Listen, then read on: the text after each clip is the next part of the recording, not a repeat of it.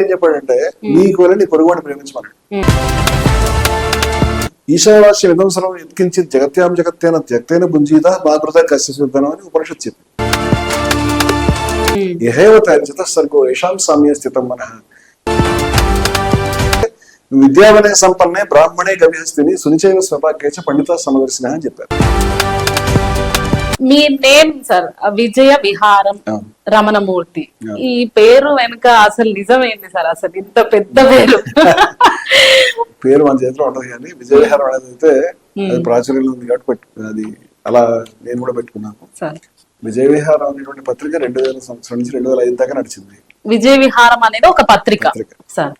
అది అప్పుడు Congress, communist, BJP, RSS, naxalite ఈ తేడా లేకుండా అందరినీ ఉతికారేస్తుంది. ఎన్నో కుంభకోణాలు బయటకు తెచ్చింది.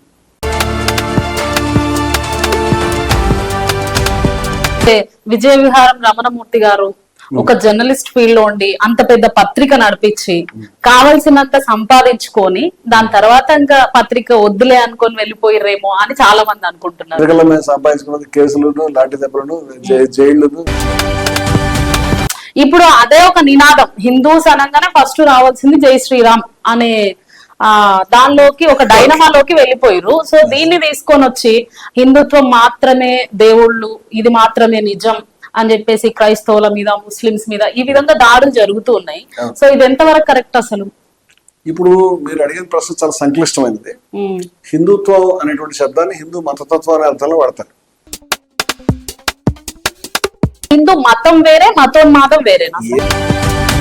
మీ ముంగల్కి ఒక విగ్రహం తీసుకొచ్చి పెడతా, ఇప్పుడు ఇది దేవుడి విగ్రహం మీరు మొక్కండి సార్ అంటే మొక్కుతారా లేదా? నేను ఒకవేళ ఎప్పుడన్నా విగ్రహానికి దండం పెడితే, మధ్యకాలంలో ఈయన లలిత్ కుమార్ ఉన్నాడు కదా సార్, సాయిబాబా ఒక ఫకీరు, ఆయన ఒక ముస్లిం, ఆయన దేవుడే కాదు, ఎన్ని టెంపుల్స్ ఉంటే అన్ని టెంపుల్స్ కూలో ఉంటాయి అది ఇది అని మాట్లాడుతున్నాడు. మరి ఇది ఎంతవరకు కరెక్ట్? సాయిబాబా దేవుడు కాదు? మీరు చదువుకుని అడిగేశారు. నేను అంటే ఆయన ఏమన్నాడు దాని మీద, నేను ఆయన బూత్ కుమార్ అంటాను, లలిత్ కుమార్ అంటలేదు. ఆ ఇష్యూని ఎట్లా తీసుకున్నారంటే 10 రూపాయలు కోవా బన్ అమ్ముకునే వ్యక్తి దగ్గరికి వెళ్ళి ఒక జర్నలిస్ట్ ఏం అడిగారంటే ఇది ఎక్కడి నుండి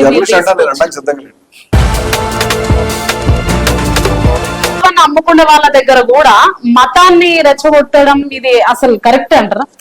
పరమ నీచమైన మనిషి అనేవాడు ఎవరైనా ఉంటే కళ్ళమ్మని నీళ్లు పెట్టుకునేటువంటి దృశ్యం అది. చాలా హృదయ విదారకంగా ఉంది. అబ్బాయి అందరూ తనను ముట్టడించినప్పుడు వేటకి జంతువులు వెళ్లి ముట్టడించిన విధంగా ముట్టడించారు.